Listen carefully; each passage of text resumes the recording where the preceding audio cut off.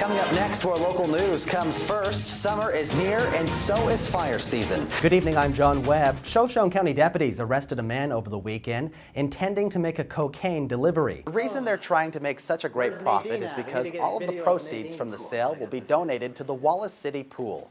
Thank you, Jaden. Straight ahead on the 6 o'clock news, the U.S. Bank in Kellogg is closing this summer. We're asking how come. The victim in this case will not be charged because the sheriff's office says it was strictly self-defense. The Transportation Department urges drivers to slow down.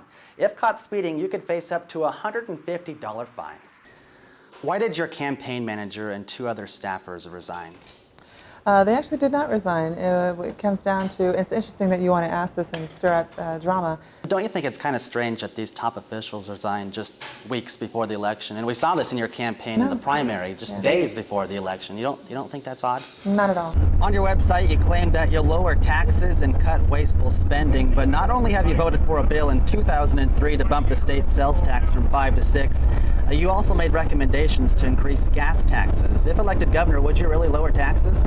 Later in 1887, silver mines boomed and everything from a school to a brewery opened up. The town of Wallace found its roots. By this point, you're probably asking, what in the world draws people to this wild town? Well, a lot of things. It's hard to believe that bicycles were a technological advance now that we have cars like these, but that was the case in the early 1900s. This year, the Wallace Flower Project celebrates their 20-year anniversary planting flowers all across the town. And those words would forever change the small town of Wallace, Idaho, the center of the universe.